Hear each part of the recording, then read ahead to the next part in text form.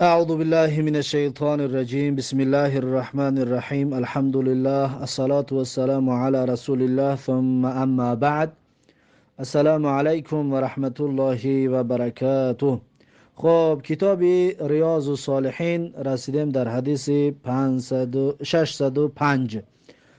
در حدیث 605 امام نووی رحمه الله میگوید و عن الاسود ابن یزید قال، یعنی که از اسود ابن یزید رضی الله عنه روایت است که گفت سئلت عایشه رضی الله عنها، یعنی پرسیده شد حضرت عایشه رضی الله عنها مادر مؤمنان رو کسی آمده پرسید ما کان نبی صلی الله علیه و سلم یصنع فی بیته، یعنی چی کار میکرد پیغمبر صلی الله علیه و سلم در خانهش. ما کان یعنی چی بود پیغمبر صلی الله علیه و سلم یصنع انجام میداد در خانهش. اما ترجمه ما کان نبی صلی الله علیه و سلم یصنع فی بیته یعنی چی کار میکرد پیغمبر صلی الله علیه و سلم در خانهش. این ترجمه خوبتر است. قالت، حضرت عایشه رضی الله عنها گفت که کان یکون فی مهنة اهله، یعنی خدمت اهله، یعنی خدمت اهله. میگه که حضرت عایشه گفت که کان یعنی بود رسول الله صلی الله علیه و سلم یکون فی مهنة اهله، یعنی که در مهنت و در بگیم خدمت اهلش بود. یعنی خدمت اهل، یعنی که میگه در نظر خدمت اهلش داشت. یعنی که حضرت پیغمبر صلی الله علیه و سلم وقتی که در خانه میشد بگیم خدمتی خانواده اش میکرد، یعنی چه در کار خانه اردم میکرد. میگه فاذا حضرت الصلاه، پس هنگام وقت نماز فرا میرسید خرج الى الصلاه، بعد پیغمبر به مسجد میرفت برای نماز میبرآمد. رواه البخاری، این حدیث امام بخاری روایت کرده. یعنی که پیغمبر صلی الله علیه و سلم در خانه خاندانش را، اهل خاندانش را، همسرش یاردم میکرد در کاروباری خانه. این همچنین سنت است، سنت است که این کار انجام داده شود. کسی که اگر که میتوند از کارهای خانه را انجام داده، هر چی قدرش میتوند انجام بتید، این چی است؟ سنت است. یعنی خانواده را یاردم کردن، به خاطر پیروی رسول الله این سنت زنده کردن. خب این بود حدیث 605. بعد از این حدیث 606 و عن ابی رفاعه تمیم بن اسید رضی الله عنه قال، از ابی رفاعه تمیم بن اسید رضی الله عنه روایت است که گفت انتهیت الی النبی صلی الله علیه و سلم و هو یخطب، یعنی رفتم به نزد پیغمبر صلی الله علیه و سلم و هو یخطب، و در حالی که پیغمبر صلی الله علیه و سلم سخنرانی میکرد، یعنی در حال گپ زدن سخنرانی کردن رسول الله. میگه من نزد رسول الله رفتم. فقلت یا رسول الله، در عین گپ زدن رسول الله میگه گفتم که ای رسول الله، رجل غریب جاء یسأل عن دینه لا یدری ما دینه، میگه گفت که مردی بیگانه آمده است. رجل غریب، غریب بیگانه که مسافره، مردی مسافر آمده است، مردی بیگانه آمده است. یسأل عن دینه، میپرسد در موضوع دینش، درباره دینش سوال کرده ایستاده است. لا یدری ما دینه، نمیداند که دینش چی است. پس میگه وقتی که رسول الله را این گپکی گفت فاقبل علیه رسول الله صلی الله علیه و سلم و ترک خطبته حتی انتهى الیه. پس میگه اقبل علیه، پس میگه روی آورد رسول الله به طرف من، یعنی که رسول الله روش سین من کرد، یعنی ان معروفه و ترک خطبته، یعنی ترک کرد، رها کرد سخنرانیش، امر معروف خلاص کرد. میگه حتی انتهى الیه، حتی میگه رسول الله خیز به پیش مرا آمد. یعنی مسئله جدی است. یک انسان در مسئله دینش میپرسد و دینش نمیداند چی است. این مسئله جدی که بود، رسول الله سخنرانی را ترک کرد، پیش این آمد. فاوتیه بکرسیین، پس میگه برای رسول الله یک کرسی آوردن، یک مقعد آوردن، یک جای نشست بگم استل آوردن. فقعد علیه، رسول الله در بالای همون شیشت. و جعل یعلمنی مما علمه الله، پس شروع کرد میگه پیغمبر صلی الله علیه و سلم یاد میداد مرا، می آموزانید مرا، مما علمه الله، از اون چیزهایی که الله پیغمبر آموختگی بود، الله پیغمبر یاد دادگی بود، انا همون چیزا رو میگه برای من تعلیم میداد. ثم اتا خطبته. بعد میگه پیغمبر رفت به جای خطبه کنیش، یعنی که رفت به جایی که خطبه میکرد به اونجا رفت و فاتم آخره و پس کامل کرد آخرش را، صحبتش به آخر رسانید، خطبهش به آخر رسانید. رواه مسلم، این حدیث را امام مسلم روایت کرده است. یعنی چی؟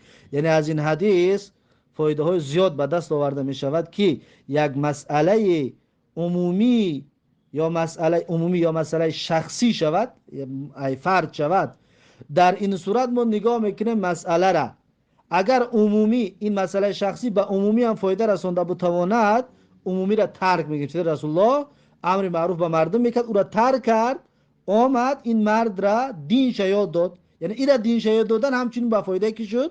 به فایده همون مردمی که در اونجا نشسته بودند. فهمو؟ خب این حدیث امام مسلم روایت کرده است. همچنین این حدیث دلالت میگه به تواضع رسول الله. امروز حاضر اگر کس گپ زنی در بالای گپش گپ زنی، دیگر با فکر ما مجلس میزنه سر مجلسش میزنه سرت میکنه. اما رسول الله حتی او را ترک کرد، آمد شروع کرد به تعلیم دادن. خب بعد از این حدیث 607 وعن انس رضی الله عنه ان رسول الله صلی الله علیه و سلم كان اذا اكل طعاما لعق اصابعه الثلاثه. از انس رضی الله عنه روایت است هر آینه رسول الله صلی الله علیه و سلم کان اذا اکل طعاما، بود زمانی که طعام میخورد، لعق اصابعه الثلاث، یعنی که میلسید سه انگشتش را، یعنی رسول الله با سه انگشت طعام که میخورد، همون سه انگشتی که طعام آلود شدگی بود، ان همون سه انگشت طعام آلود رو پیغمبر میلسید. فهمو؟ پیغمبر همون سه انگشت میلیسد. اما کسی به 4 تا به 5 تا میخورد، امو رو همش چیکار میکند؟ میلیسد. خلاصه چند تاش در وقت طعام خوری طعام آلود شود، در آخر لیسیدن اون سنت است. و قال، یا به سه انگشت خوردن سنت است. و قال، و پیغمبر صلی الله علیه و سلم میگه، گفت که اذا سقطت لقمه احدکم، هرگاهی که بغلطد لقمه یکی از شما، اوقات خورده سبد یا لقمه یا چیز خورده سبد یا لقمه در زمین بغلطد، فلیومیت عنها الاذى، پیغمبر صلی الله علیه و سلم میگه که پس دور کند از همون لقمه که غلطیدگی است، الاذى یعنی خاص خشک را، هر چیزی که اگر در زمین افتادگی باشه، خاص خشکالو چیدگی باشد، خاص خشکش تازه بکند، ولیاکلها، و علی همون افتادگی را بعد تازه کردن بخورد، ولا یدعها للشیطانی، و نگذارد اون لقمه رو برای شیطان، اون لقمه افتیدگی است، برای شیطان نگذارد آن را. و امر ان تسلت القصعه، و همچنین میگه پیغمبر صلی الله علیه و سلم امر کردگی است که تسلت القصعه، یعنی که پاک کرده شود قصعه، یعنی که طبق، که مثلا چیزی که اوقات میخورم، ظرف اوقات خوری، قصعه طبق، یا که ظرف اوقات خوری، همون تازه کرده شود. این توسلت تازه کردنی به انگشت میگه، با تو چی میگه؟ لیسیدن. فهمو؟ و بعد طبق دا که اوقات خلاص میشه، طبق میلیسی به انگشتان، انا همین را میگن توسله، یعنی که لیسیده شود ظرف با انگشتان، یعنی تازه کرده شود. قال، پیغمبر صلی الله علیه وسلم گفت فانکم لا تدرون فی ای طعامکم البرکه، یعنی چرا این کارا بکنیم؟ غلطیدگیش بگیریم بخوریم و بلیسیم انگشتامونه و طبق بلیسیم، برای چی؟ میگه که فانکم، زیرا اینکه شما لا تدرون فی ای طعامکم البرکه، یعنی در کجای طعام شما برکت است شما نمیدونید. لا تدرون، شما نمیدونید، فی ای طعامکم، در کجای طعام شما برکت است. از این حساب میگه که یگان لقمه نمونده یا که نفتانده و اسراف نکرده بخورید. شاید همونی که میخورید برکت در همون باشد، یا که همونی که زیادی میماند شاید برکت در همون باشد. برام خود پیغمبر امر کرده است به این کار. رواه مسلمون، این حدیث در امام مسلم روایت کرده است. همچنین درباره لیسیدن دستا بعد طعام، تو طبیبا هم قولو دارند که برای هضم کردن فایده دارد، یعنی هم فایده صحت و سلامتی دارد، هم فایده دینی دارد، سنت پیغمبر را زنده کردن. خب بعد از این حدیث 608 وعن ابي هريره رضي الله عنه عن النبي صلى الله عليه وسلم قال یعنی از ابو هریره رضی الله عنه روایت است از پیغمبر صلی الله علیه و سلم که گفت، رسول الله صلی الله علیه و سلم گفت ما بعث الله نبیا الا رعى الغنم، یعنی نفرستاده است الله سبحانه و تعالی پیغمبر را مگر اینکه چوپانی کردگی است. اون پیغمبر فرستاده الله چوپانی کردگی هست. قال اصحابه و انت، و صحابگان پیغمبر همنشینان پیغمبر گفتن که و انت، و تو هم همچنین پیغمبر. فقال، میگه پس رسول الله گفت که نعم كنت ارعاها على قراریط لاهل مکه. پیغمبر میگه که بله بودم چوپانی میکردم علی قراریط، یعنی که بر قیراط های از مال اهل مکه را. قراریط بعضی علما میگن که نام جا هست، یعنی که بودم میگه چوپانی میکردم در جای قراریط، مکانی که جایی که نامش قراریط است، در همون جا میرفتم گوسفندا را وانی میکردم لاهل مکه. اون گوسفندا از کی بود؟ از اهل مکه بود. رواه البخاری، این حدیث را امام بخاری روایت کرده است. اما قراریط همون بر مزد نوچیز بگیمش خوبتر است، یعنی قیراط های کمی. بعد از این حدیث 609 و عنه، یعنی از ابو هریره رضی الله عنه روایت است، عن النبی صلی الله علیه و سلم قال، از پیغمبر صلی الله علیه و سلم روایت است که گفت لو دعیت الى کراع او ذراع لاجبت. پیغمبر میگه اگر که دعوت شوم من، لدعیتو یعنی اگر دعوت شوم من، الی کراع یعنی با پاچه، کرا پاچه، او پاچه گوسفند همین چیزا، او ذراع یا دست گوسفند، یعنی که پاچه های پیش قفای گوسفند، پاچه های گوسفند، نه که بعد که بگم چی میگنش کلا و پاچه میگیم که برای کلا و پاچه میگه اگر دعوت کرده شوم لعجبتو، پیغمبر میگه حتما من قبول میکنم اون دعوت. یعنی یک از کلا و پوچه به اندازه طعام آماده کند و برای خوردن کلا و پوچه اگر مرا فریاد کند، میگه لعجب تو، حتما من قبول میکردم دعوتش را. ولو اهدی الی ذراع او کراعون لقبلت. پیغمبر میگه اگر که هدیه داده شود برای من ذراع و کراع، یعنی دست پیش و قفای گوسفند، یعنی دستان بگم پاچکای گوسفند کشتگی، اگر که هدیه برام داده شود لقبلتو، حتما من قبول میکردم. یعنی که پیغمبر صلی الله علیه و سلم تواضع داشت، هر چیز دفعیراتش میکردی حلال که بود میخوردش، یعنی عیب نمیگرفت در طعام، یا هر چیز حلال براش هدیه میدادی میگرفت، یعنی عیب نمیگرفت در این چیزها.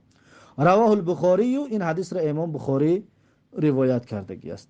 بعد از این حدیث 610 و عن انس رضی الله عنه قال، یعنی از انس رضی الله عنه روایت است که گفت كانت ناقة رسول الله صلی الله علیه و سلم الاضباع لا تسبق. میگه بود شتری رسول الله صلی الله علیه و سلم که نامش اضباع بود، شتری پیغمبر نامش اضباع، همین اضباع پیغمبر میگه لا تسبق، یعنی سبقت گرفته نمیشد بر این، یعنی کسی شتری پیغمبر یگان شتری دیگر گذشته نمیتونست در دواندن، یعنی شتری پیغمبر بسیار دوند بود. او لا تکادو تسبقو، یا نزدیک بود کسی سبقت کرده نتواند، یعنی که بگیم از دمش رفته میتونستن، نزدیکش میشدن اما سبقت کرده نمیتونستن، گذشتهش نمیتونستن. فجاء اعرابی على قعود له، پس میگه آمد یک بادیانشین شتری داشت، قعود له على قعود له یعنی بر برای شتری که داشت، یعنی شترش قطعی یک اعرابی میگه آمد و فسبقها، پس سبقت کرد میگه این شتری پیغمبر، یعنی شتری پیغمبر در پایکه و در سبقت میگه گذشتک. فشق ذلك على المسلمین حتی عرفه، فشق یعنی پس دشوار شد این برای مسلمان ها، یعنی مسلمان ها تعجب کردن که عربی بادیانشین شتری پیغمبر گذشت. حتی عرفه، تا اینکه پیغمبر با خبر شد از این ناراحتی مردم، از اینه که مردم این دبنشون گپ چپ شدگی است در مسئله گذشتن شتری پیغمبر، میگه پیغمبر این رو فهمید. فقال، پس میگه پیغمبر گفت حق علی الله ان لا يرتفع شیء من الدنیا الا وضعه، یعنی حق علی الله، حق علی الله یعنی حق الله است، مقصد که رویش است که الله سبحانه و تعالی اختیار کرده است، یعنی سنت و رویش الله همین است که الا یرتفع شیء من الدنیا، این که رواج نمییابد یا رواج نمیگیرد چیزی از دنیا الا وضعه، مگر اینکه الله سبحانه و تعالی اون چیز رواج گرفته را پایین میارد. یعنی که یگان چیز همیشه با رواج و بالا و معتبر و در جای اول نمیماند، روز می شود که اون را الله سبحانه و تعالی چیکار میکند؟ پایین میارد. و بعضی علما در شرح این حدیث میگویند که اگر اون چیزی که بالا هست، پیش است یا سر قدرت است یا دارایی ثروت و مال هست، اگر در اون ظلم نباشد، حرام خوری نباشد، ستم و حق خوری نباشد، اون پایین میآید اما دیر. اما اگر که ظلم باشد، حق خوری باشد، حرام باشد، اون زودتر میگه به پایان میرسد. این یعنی مرگی با پایان رساندن ثروت و سلطنت و عزت این چی است؟ ظلم و ستم می باشد. خب این است حدیث های این باب. بعد از این باب نو شروع می شود، باب تحریم الکبری والاعجاب. باب در مسئله حرام بودن کبر کردن حرام است، والاعجاب همچنین حرام است، یعنی که خودپسندی همچنین چی است؟ حرام است. خودپسندی هم جایز نیست. خب در اینجا چندین آیت ها میارد، تا پیش از آیت طولانی شو بگیریم یا دسته آیت اول شو، بعد آیت طولانی را درس آینده انشاءالله.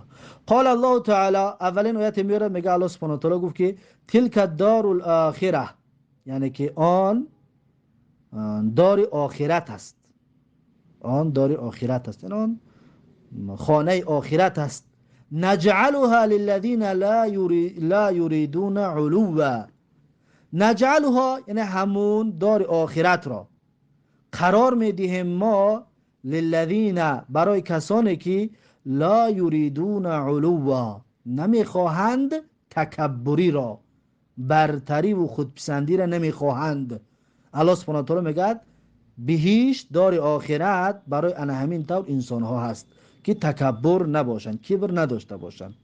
در کجا کبر نداشته باشند؟ فی الارضی، یعنی که در بالای زمین کبر نکنند. ولا فساد، و همچنین فساد را هم نخواهند، یعنی که از فساد هم دور باشند، پس صاحبی دار آخرت می شوند. الله میگه والعاقبة للمتقین، یعنی عاقبت از آن پرهیزگاران است.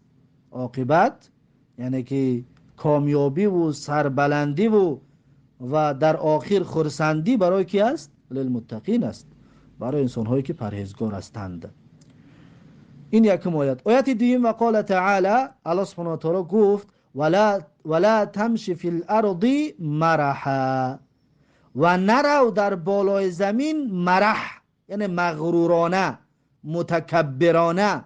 مرح با غرور در بالای زمین ره نگرد، یا با کبر در بالای زمین ره نگرد. الله سبحانه و تعالی منع میکند از غرور و از کبر. و آیت بعدیش و قال تعالی، میگه گفت الله سبحانه و تعالی ولا تسعر خدك للناس ولا تمشي في الارض مرحا. ولا تسعر یعنی که تاب نته یا نگردان، خدك للناس یعنی رویت را از مردم. ولا تسعر خدك للناس، نگردان رویت را از مردم، یا تاب نته رویت را از مردم. ولا تمشی فی الارض مرحا، و راه نرو در بالای زمین مرحا، یعنی مغرورانه و کبرانه، با کبر در بالای زمین راه نگرد. مثلا از تاب نته رویت را یعنی که کبر کرده که مثلا کیه چه نگاش نکنی و مثلا رو توس کرده بروی، این کارا نکن. گفته الله منع میکند. در دوام آیت میگه که ان الله لا يحب كل مختال فخور، هر آینه الله سبحانه و تعالی دوست نمیدارد هر انسانی را که مختال است، یعنی خودخواه است، انسان خودپسند. مختال خودپسند و متکبر. الله سبحانه و تعالی انسانهای خودپسند و متکبری که فخور هستند، با فخر دارند، الله اینها را دوست نمیدارد. سوره لقمان. و بعد از این معنای تسعر خدک را میگوید که ولا تسعر خدک، و معنای تسعر خدک ای تمیله و تعرض عن الناس تکبرا علیهم، یعنی میل کنی و روی بگردانی از مردم تکبرا علیهم، یعنی با مقصد کبر این کار بکنی حرام است. با مقصد کبر از مردم روی گرداندن حرام است. اما کبر نباشد یک کار دیگر داشت یک از دو سو نگاه کرده بگذاری، اینش باکی ندارد. یعنی اگر مقصد در دلت کبر نباشد رو رای مردم اسو گردان باکی ندارد، اما با کبر باشد بعد حرام است. میگه ول مرحو، میگه مرح التبخترو، مرح میگه تبختر است. تبختر یعنی چی؟ در بالا گفتیم که تبختر یعنی که مرح را گفتیم که مغرورانه و متکبرانه راه رفتن. اما تبختر معناش این است که انسان وقتی که در راه می رود بین ره در می رود و فوکش بگیم آسمان بس این طرف او طرف نگاه کرده می رود، انا میره تبختر میگن. فهمو؟ تبختر انا همین است، اینه که مثلا معنی کبر دارد، اما شکلی انجام دادن تبختر انسان در بین راه می رود و بگه فوکش چخت این طرف اون طرف نگاه کرده، یعنی که با یک گویا که خودش خیلی بالا هست و خیلی نمیدونم منزلت بالا دارد، با همین نیت و مقصد همین خیر راه رفتن چی است؟ حرام است و ناجایز است. الله سبحانه و تعالی منع کردگی است. بعد از این وقال تعالی، میگه الله سبحانه و تعالی گفت این قارون، در مسئله قارون است و تو خیلی طولانی آوردگی است، اینش انشاءالله درسی آینده. و با همین درس امروز را به پایان میرسونیم تا درس آینده به الله تبارک و تعالی میسپارم. سلام علیکم و رحمت الله و برکاته.